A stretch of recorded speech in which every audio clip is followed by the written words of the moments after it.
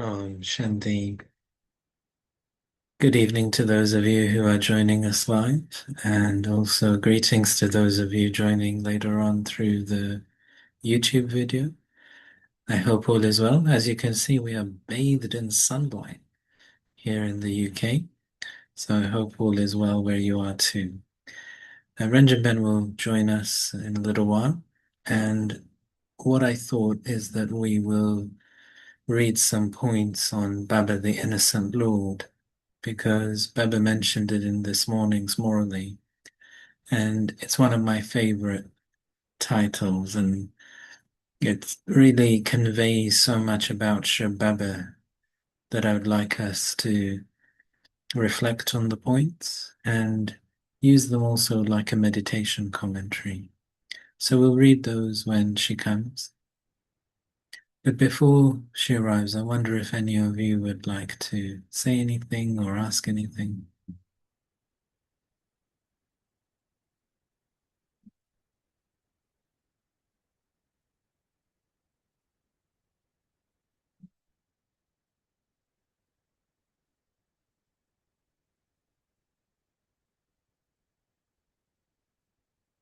Shanti. Shanti Ambikavan, how are you? Mm. Good, good. Just to say hello, I know I missed the last two sessions. There's been a lot of service at the center. I didn't reach home in time. There's a lot of materials. The same latter is back, so it may become a little bit easier. Mm. I Good. was thinking, about the cycle, and I was saying, the cycle starts at confluence age. Am I right with that? And golden age starts at the coronation.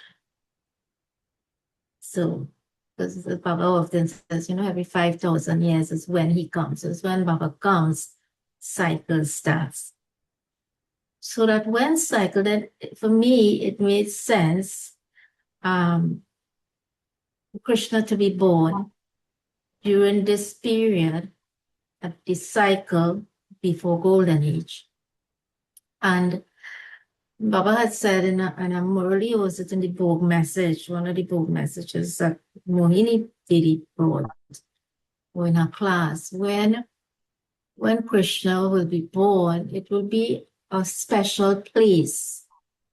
And it should be a pure place.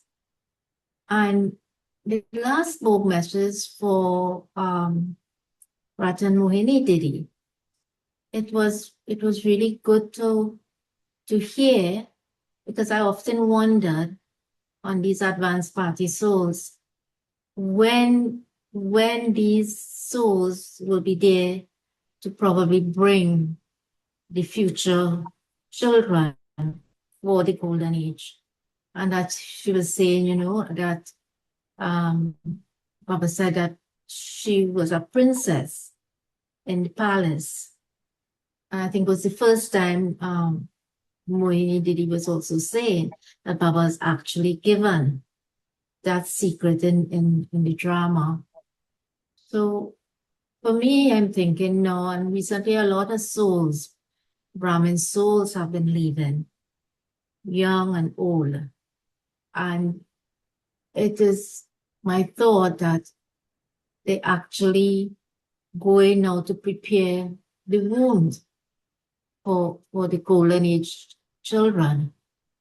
I know you always says, we must not make time or effort, but the drama is indicating as we watch the urgency of time and how important it is now to really put full stop to all that we see, all that we hear, and to become so much more focused and concentrated.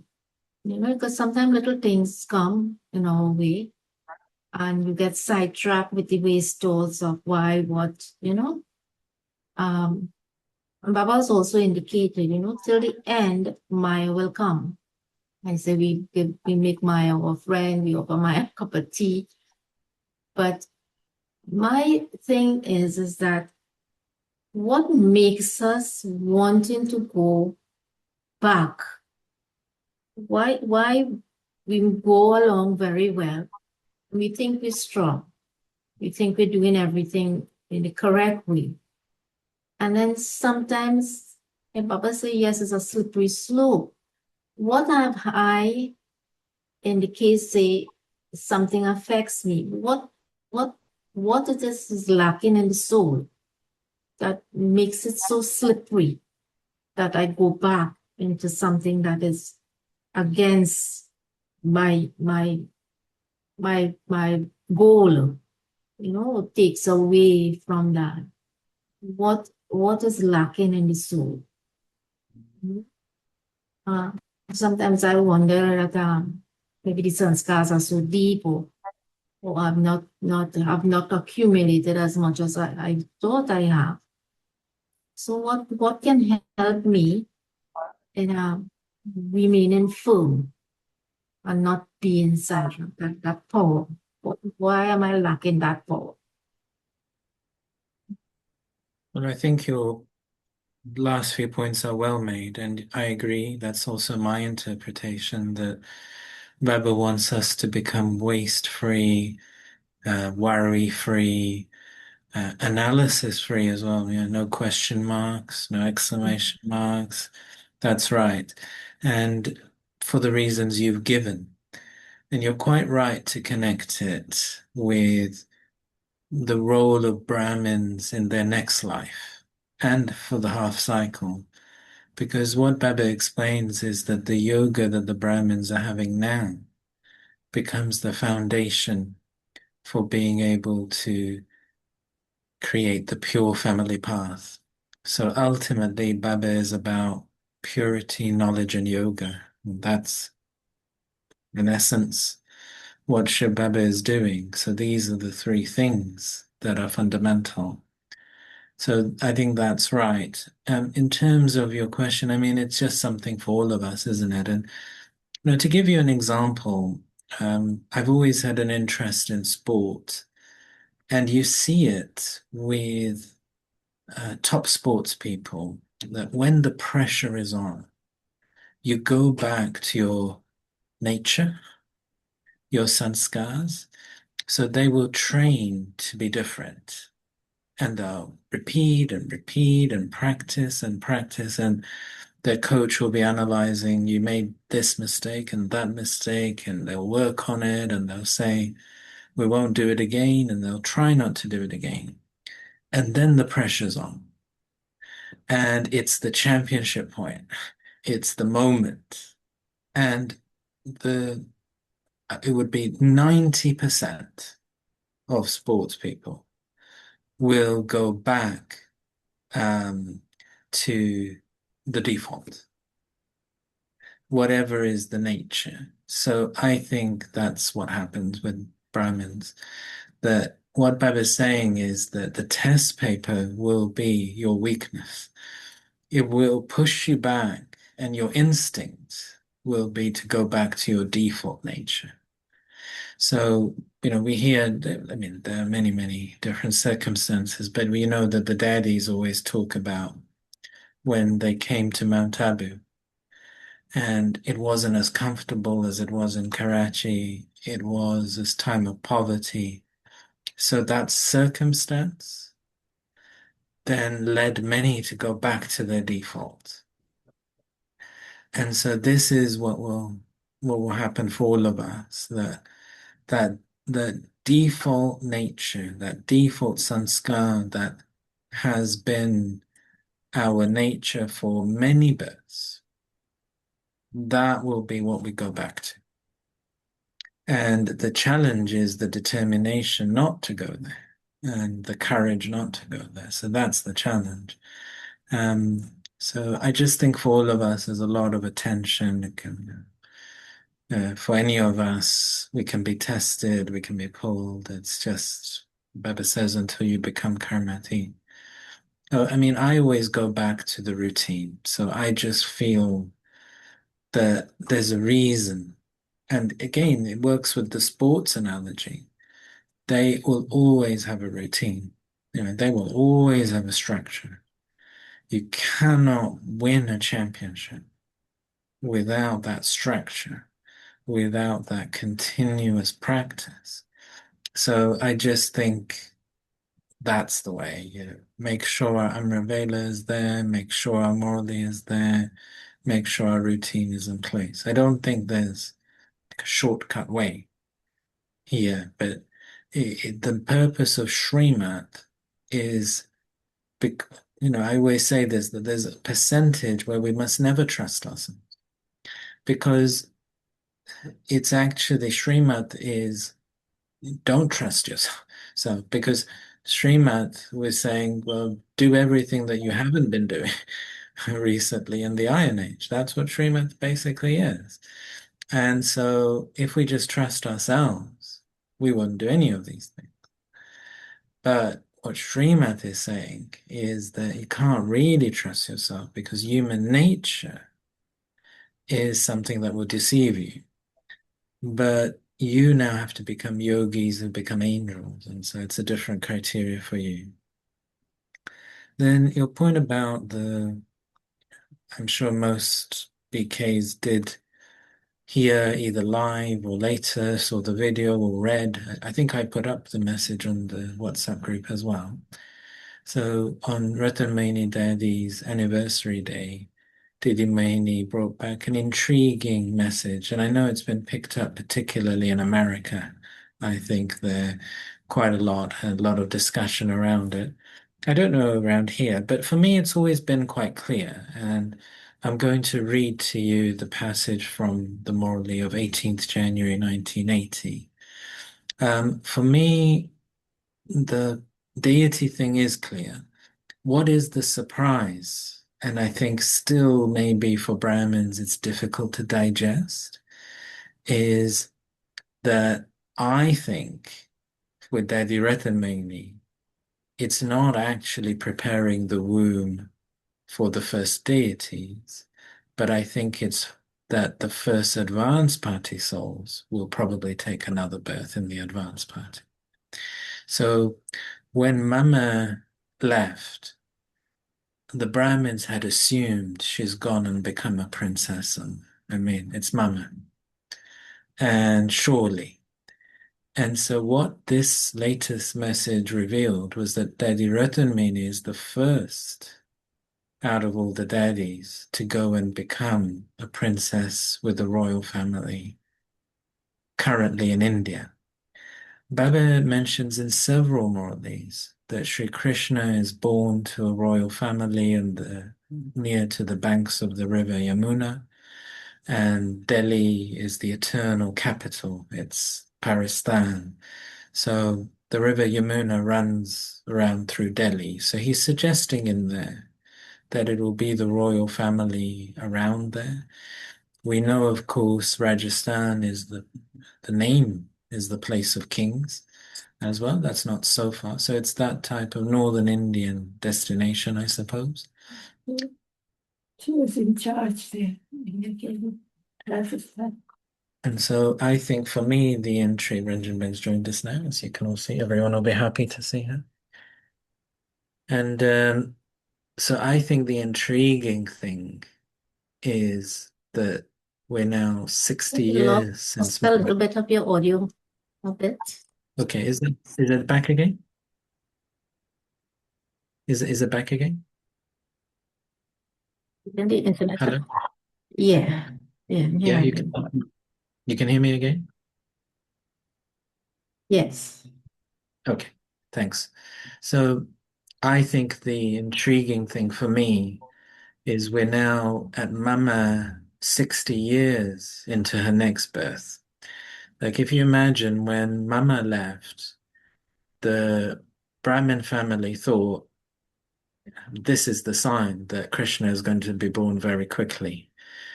She left in June 1965. Dada Vishwakishore left February 1968. And Brahmababa left January 1969. Now, these were the three seniors of the whole yagya, and they went. And so everyone is assuming, surely. And at that time, the thinking in the Brahmin family was that 1976 would be the year when destruction would happen of the Iron Age and Sri Krishna would be born. So it would only be a few years that Brahmababa is an angel, and then he would come and become Sri Krishna.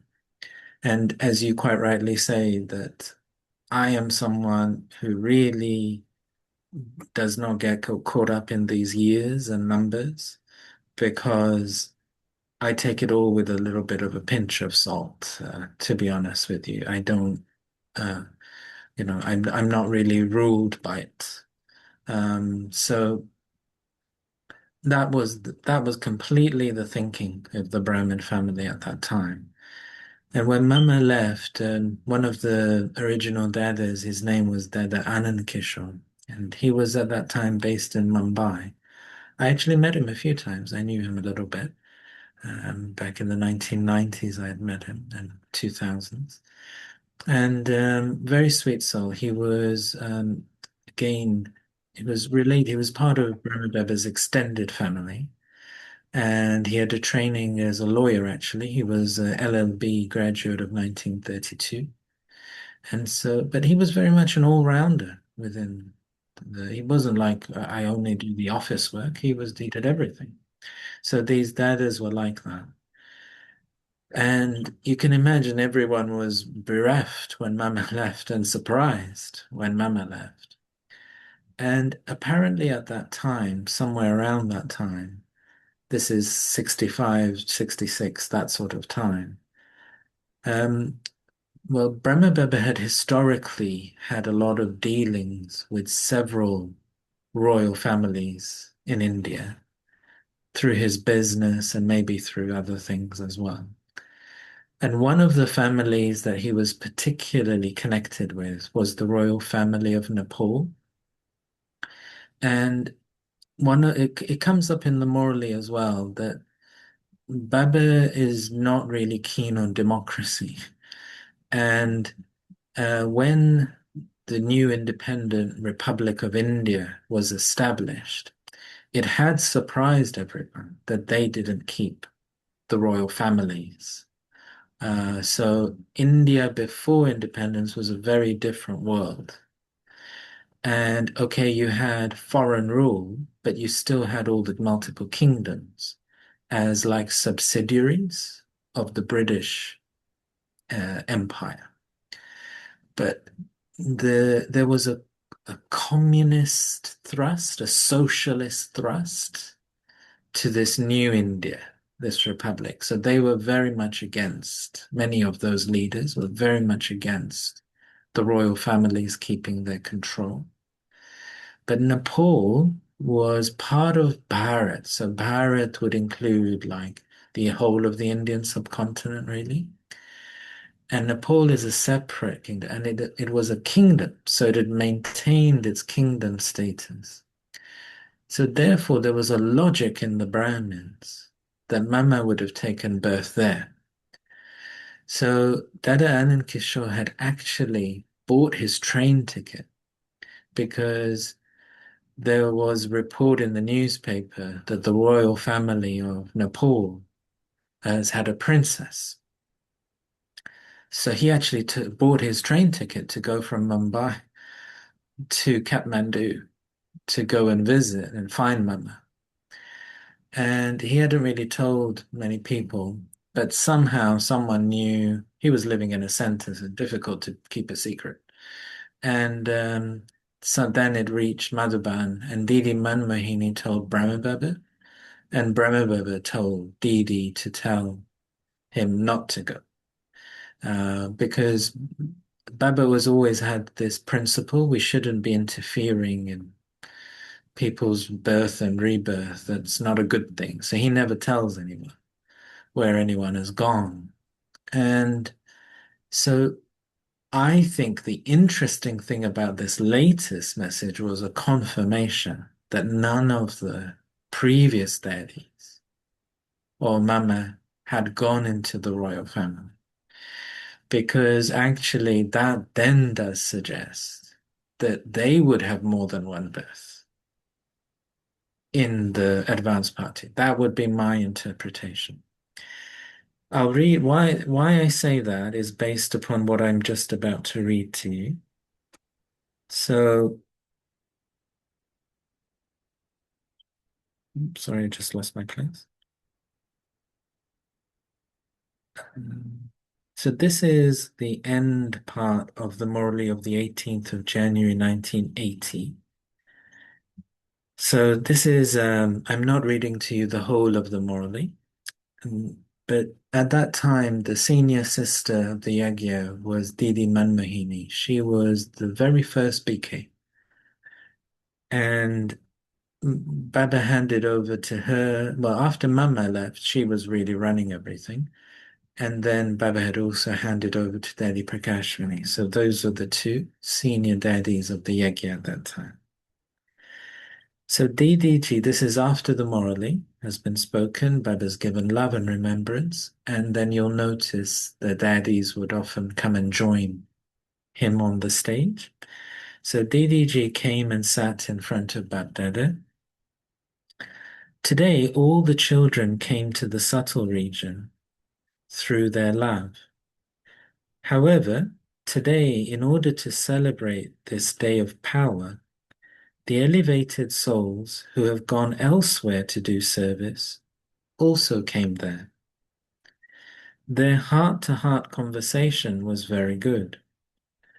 Those souls, who are in a different costume now, were very pleased to see their wonderful part of world service and wondering what alokik spirit, a secret part of world service they are playing through their different body. Babdada was telling this to them, so he was sharing with them what that was in their subtle form. The memorial of the river Saraswati, so the different rivers of India are considered goddesses. So there is a river Saraswati, but it's actually like a legendary river. So the actual rivers of India, none of them are called the Saraswati. The river Saraswati is meant to be an underground river, so it's a legendary river rather than an actual river. The memorial of River Saraswati, the purifier of the world, is in the form of being an incognito servant. The river Ganges and the river Yamuna, the Jamna, are well known and can be physically seen. However, the memorial of the service Saraswati did has been symbolized in the form of an incognito river and also in the visible form of the one with the sitar. So in those days, this is 1980, Baba used to say that Daddy Prakashmani was the Ganges because she was the one giving most of the classes. Didi Manmohini didn't used to give classes, but she used to lead the yoga practice. And so she was the Yamuna, and Mama was the incognito river, Saraswati. So that's how he used to refer to the three of them in those days. Now they're all incognito, but in those days, two of them were at least visible. In the incognito form, her memorial is symbolized in the form of an incognito river, and both of her parts, the corporeal and the incognito, are wonderful. From the moment she took her spiritual birth, her part is connected with the service of Baba. There is a saying, you take birth where you are going to have victory. And this does not refer to victory over the kingdom, but by taking this birth, you experience victory over the vices. It is when you take this spiritual birth that you experience victory. Not that you take birth where you are going to have an external victory. A practical part must be played of even the smallest memorial. Now, these special servers are waiting for the completion of time and the completion of the service of you corporeal service. Because only when the role of this physical corporeal service comes to an end can the wonderful part of this exchange of the new kingdom. So Didi Mohini in her message recently was using the word transition. And in this Morley, it's been translated as exchange, but probably it's the same thing. And the part of the exchange of the new kingdom can begin. That advanced group is very powerful, especially the very well-known souls within it.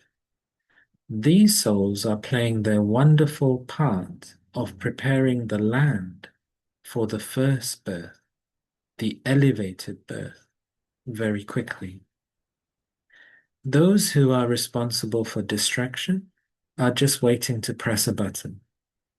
Similarly, the advance party of those instrumental souls doing the service of creation through divine birth is just waiting to give a touching, to give a message and bring about revelation. They will reveal this through the love of their relationships with each other. The part of the birth of the first creation is shown in the form of a unique story. Krishna will be first, and Radhe will follow later. Radhe will be born after the task of preparing the birthplace, and the stage of Krishna has been completed, which is what you were saying, Gambika, that the birth of Krishna would be earlier. So Radhe will be born after the task of preparing the birthplace, and the stage of Krishna has been completed. This is why Krishna is older than Radhe. It is similar to how Jagadamba went on the field of service to prepare the land first, and then the father Brahma followed. So when they were starting centers in India, it would be people like Mama, Dada Vishwakishore, other daddies who would go and start things up, get a center going, and then when there was a class ready, then Bab Dada might visit that place. It is similar to how Jagadamba and the special child, Dada Vishwakishore, both faced opposition when they were trying to set up the centers. Just as they were the ones who went ahead on the field of service, so even now they have the same sanskars they had for that task in their different costume, their different body. They are both hero actors in the story of the birth of the first creation. They are now having the palaces of the womb prepared. So we often think about Golden Age palaces as like golden bricks and domed roofs and things like that. But when Baba's talking about the Golden Age palaces, he's talking about the palace of the womb. So someone is going to have to produce that first virgin birth. And it can't just be anyone, can it? It has to be someone special and powerful. So they are both hero actors in the story of the birth of the first creation. They are now having the palaces of the womb prepared. Both of those idols were instruments in everything that happened here, too. So such powerful souls are also needed to prepare those palaces. They made preparations for what was created here and are now making preparations for all of you, the special 8 jewels to come there. They are preparing your palaces for you. Only when all the preparations have been made will you souls then go there. Therefore, such an elevated task of preparing pure palaces within this impure world has to be carried out, and powerful souls are needed to accomplish this powerful task. It cannot just be any soul. They are also asking all of you when you want the palaces to be ready. They are saying that their task can only begin when your part of doing this corporeal service comes to an end. Your end will bring their beginning. First, there has to be the end. So Daddy Ratan Mohini was the final daddy with us from those original daddies. And Baba was saying she's the first one who's gone and taken birth into one of the royal families of India. So they are saying that their task can only begin when your part of doing this corporeal service comes to an end. Your end will bring their beginning. First, there has to be the end. Then there can be the beginning. So what is the date of the end of your part of doing this service? That date will also be the date for the birth of the kingdom. Did you hear their heart-to-heart conversation? In fact, all of them emerged, but even among them, they have their groups.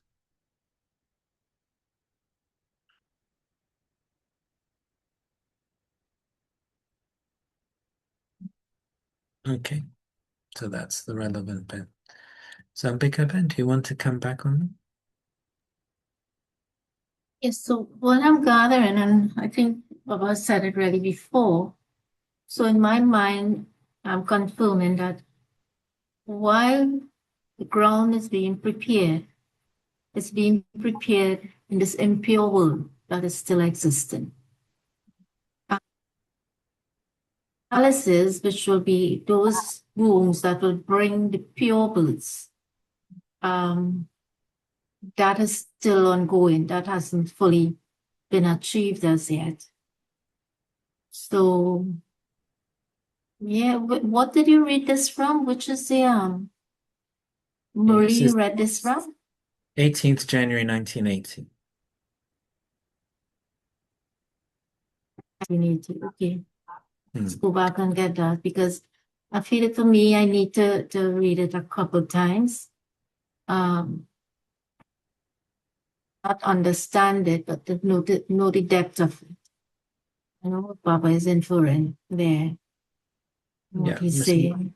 I think for me it is quite clear that it will be the soul of Mama and the soul of Dada That, Vishwakishore. yeah, Yeah, I who remember will. you saying that before.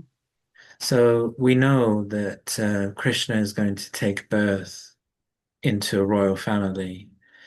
But my point is that even Mama and Dada Vishwakishore are nearly 60 years old wherever they are now. And if Daddy Ratanmani is the first to take birth in one of the royal families of India, it means they did not already do that. And therefore, they must have another birth where they do take birth in one of the royal families of India. And later on, then Sri Krishna can be born into that first pure womb. So, how I am inferring is Daddy Ratan Mohini going into the royal family of India. Even for these advanced party souls, it will take some soul for them to pull them and to take birth with them. So, I think this might now happen more. So if she's the first, as different Brahmins reach their full stage of purity, we might now see souls going straight into rebirth into these royal families of India. And then the advanced party souls who they've been playing another role at the moment, wherever they are, some sort of social role, some sort of role within a particular field. They will then now need to go and play this role that Baba is talking about, where it's preparing for that first generation because the transition is beginning. Is there the possibility that those souls who would have left, like that Mr. Kishore and well, I'm not too sure with Mama, that they might have taken more than one birth since they left? Or do Can you you? feel that they they I would don't. have remained? I don't know. Yeah. I think it Because was. when Dada would have left, I am assuming there was still karmas probably to still be settled, or he would not have reached his karmatic stage. Yeah, No? he would. Yeah, he would have. And So yeah, Baba is talking about these souls who are part of the eight jewels. So ages. Yeah. he Okay. would have. He would have. Yeah. Okay. Okay. Because I often wondered that if like Mamo would have taken another birth because she needed to finish off karmas or so. But by the time she left, she would have settled and became karmatit. Yeah. Yes. And I think My. it's understanding the level of karmatit, because I think we had discussed that in one of your sessions, that being karmatit, there will be coming, maybe if it's a few minutes later into the golden age, you will have Baba being there first. But the level of karmatit to the full capacity of each soul will determine how they take their births into golden age. Yeah. Yes. Well, it goes back to when Daddy had come to our home back in 1995, and I Yeah. had asked that this is Daddy Janki, and I had asked her, why did Mama become Karmatit before Brahmababa? And she went into a moment of silence and she said, there's only one who became Karmatit, Avyakt, and a complete angel. So it's, like what Brahmababa has achieved. Yeah, then she made the comment that the way in which Brahmababa, like Shiv Baba, comes and goes in and out of a body, she said that Mama wouldn't be able to do that. And so there's something, if you think the power to be able to resist rebirth, only Shibaba and Brahmababa do that in the whole cycle.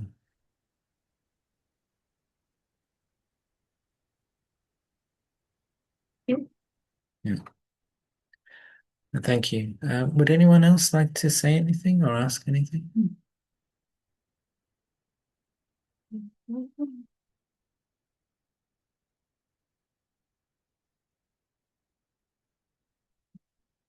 Okay.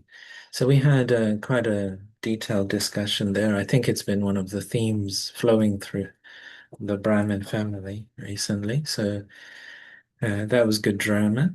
And let's now, this morning, this topic of the innocent Lord, it's such a popular praise of Shiva in Hinduism.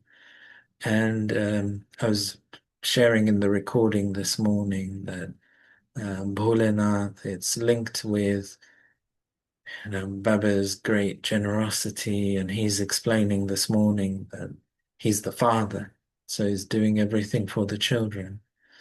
It's also the devotees will link it with gaining a return, so doing even a little bit, but getting a lot more in return. It's like a very good deal for the devotee. So, how much Baba multiplies for us? So this is the whole concept behind the innocence, that you're not getting just the return of what you did in equivalence, but you're getting a lot more. So I'll invite you to listen to these points almost like a meditation commentary, because I always feel that the main purpose of this confluence age is to get to know Shambhala, that by the end of this confluence age, we should all feel totally satisfied that we realized him fully. We know him as he is, what he is, in all forms, all relationships. We don't just know the theory, we got the experience of it as well. And this innocent Lord is a really nice one. So, understanding the heart of God is something which brings us closer to him. So I'll hand over to Ranjan Ben now to take us through some of the morally point extracts. And as I say, as she reads, just bring Baba in front of you and use it like a meditation commentary. So it starts here with this page and ends on that one.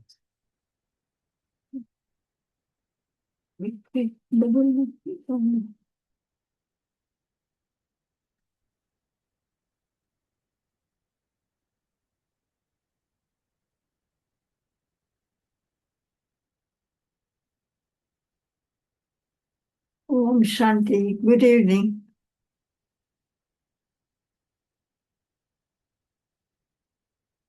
So, Bholanath Baba says, the innocent Lord. The innocent Lord, God Shiv, speaks through the lotus mouth of Brahma. And so this one is taken from Sakar Murli 30/11/1999. Baba is called Shiva, the innocent Lord of the treasure store, because he gives you the whole kingdom. The Father makes those without virtues, those with a stone intellect, the hunchbacks, everyone, into masters of the world. He is so innocent. He comes into the impure world and enters an impure body. And this bit was from Sakar Murli of 7th December 2001. His name is the innocent Lord. A father is very innocent. He endures a lot of difficulty simply to educate and look after his children. Then, when they grow up, he gives everything to them and goes into retirement. He believes that he has completed his responsibilities and now it is up to the children. So the father is innocent. The Father now explains to you because he himself is the innocent Lord.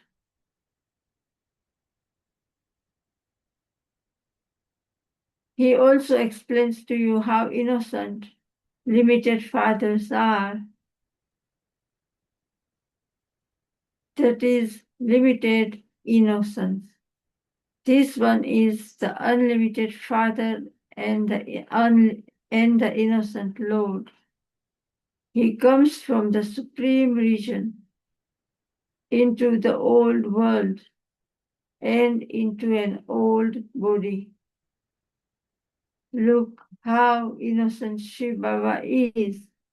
When he comes, he gives such a feeling as though he is sitting here.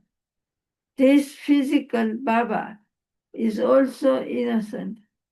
He doesn't have a sash or tilak, etc. For this Baba is simply Baba. And this was taken from Sakarmuli, 14th April 2001. Why do they call him the innocent Lord, the giver of countless? It is because at this time he doesn't use the account of receiving as much as that of giving. This is the account of receiving a multi-million fold return. Otherwise, the innocent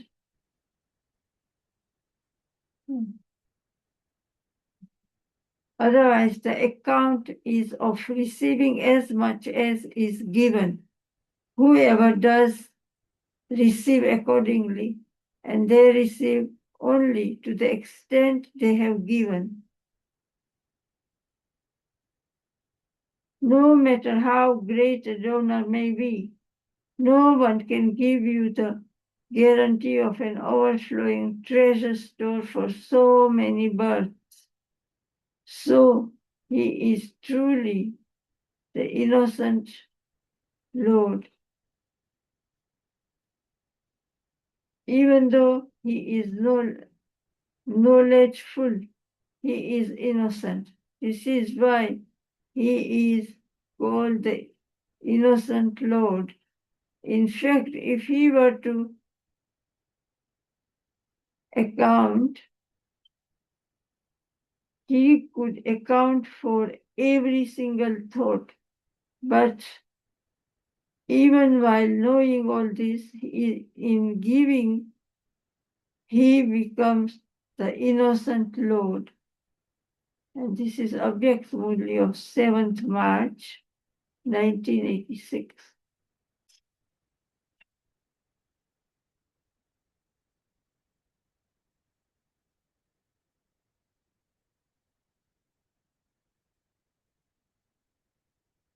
Baba comes to you as the saccharine.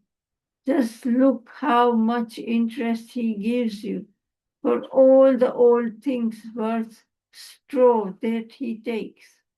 He gives you a palace in return for 2 handfuls of rice. And that is the Sakarmuli of 13th June 2001. Shiv Baba is the number 1 disinterested trustee. Give him all your old bags and baggage, and you will receive plenty of new things in Satyug.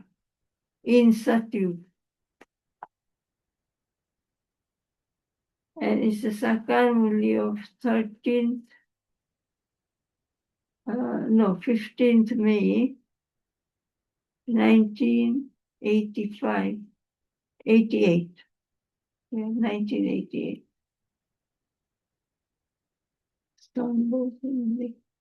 Baba is teaching you the spiritual study in order to establish the new world.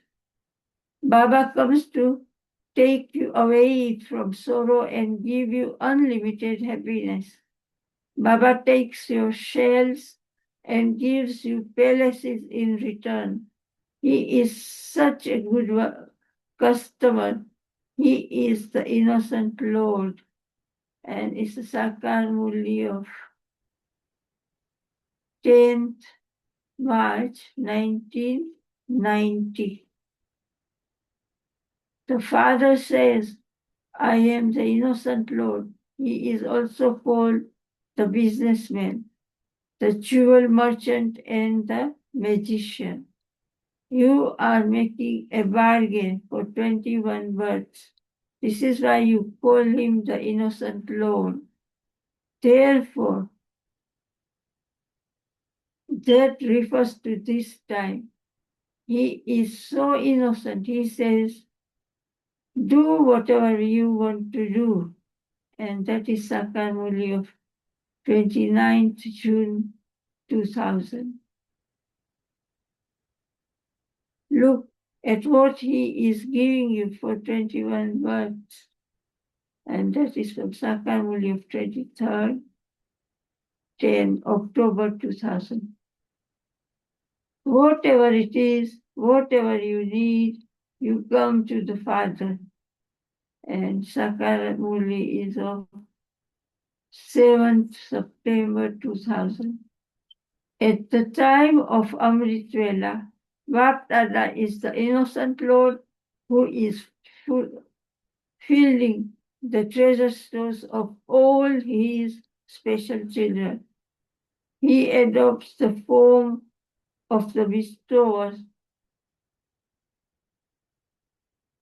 and the form of complete love in all relationships in order to celebrate the meeting.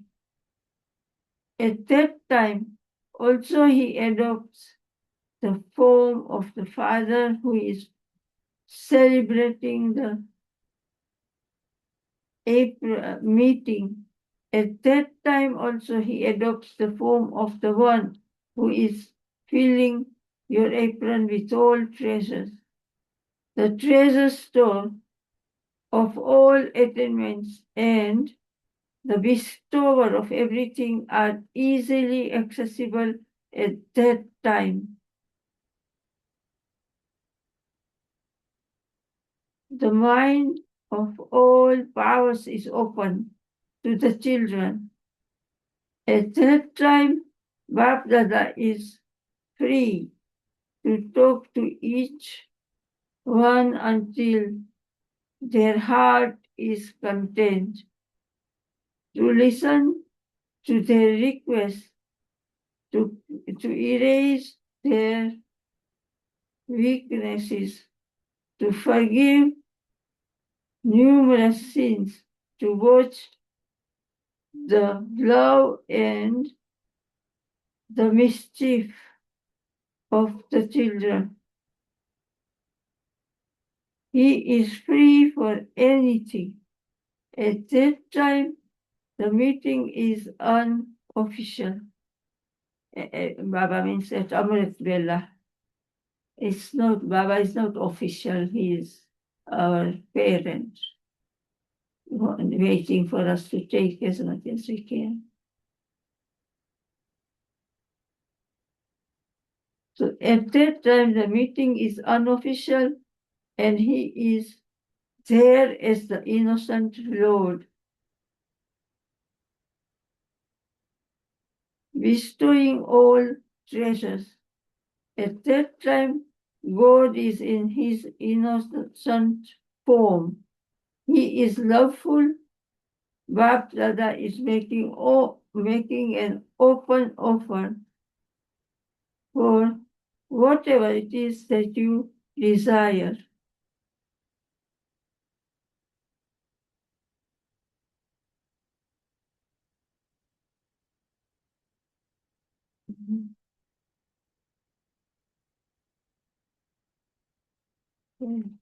He is loveful, but that is making an open offer for whatever it is that you desire. Become master and take your right. Simply have the thought, as I am, whatever I am yours. Come and sit down. Then surrender the mind and intellect to Baba. Why should it be difficult to give to Baba that which he has given you? Baba, in the form of the friend, is now offering you the throne of all rights. And that is the Avyak Muli of 17th December 1979. The innocent Lord Baba, the bestower of blessings, himself takes all responsibilities for those children who fulfill the promise of belonging to the one only at every moment. And that is the Avyak Muli of 21st November 1999. So aku page macam Lucas, Huh? get to work, okay?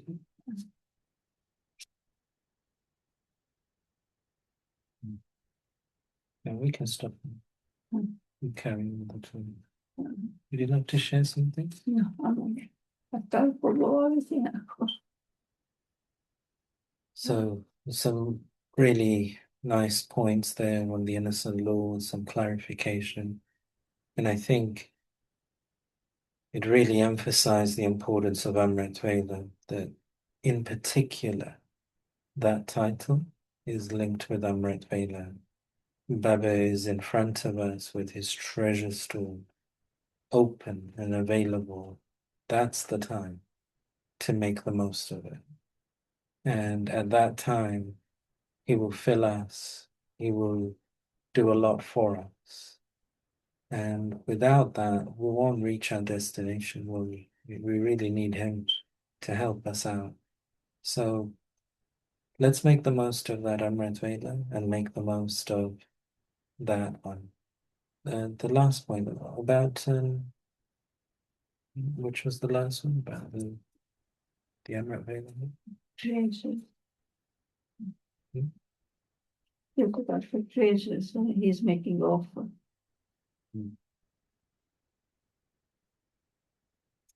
Or becoming the master, yes. Mm. So what Baba says is that when you're adopted by Baba, you are the Balak. And the Balak is the child. But you have to take as the child and then become the master of those treasures. When we are devotees, we are just children. A devotee never tries to become a master. A devotee is always in that relationship of being a child and will just expect the deity to look after them and do everything for them. But what Baba is teaching us through the study is actually empowerment. And the thing about empowerment is that you have to become like the one who is training you, who is guiding you, who is giving to you. And so Baba says you can't just stay a child, you have to also become a master. So you have to learn how to make Baba's treasures your own. And why Baba does that is because he's not coming with us into the golden age. He is preparing the Brahmins for leadership. So Baba says you have to become full. You have to control your mind. You have to eliminate the waste. Because Baba is empowering you. You're the one who's going to have to go and sustain the golden age and the silver age. So this is why Baba is always teaching us mastery.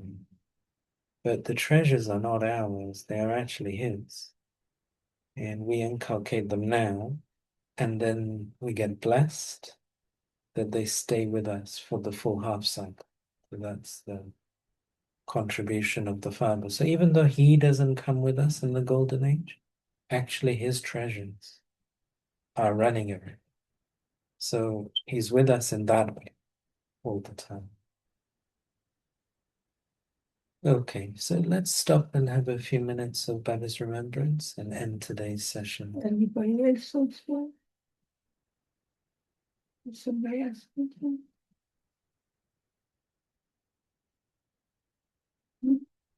I think everyone's digesting.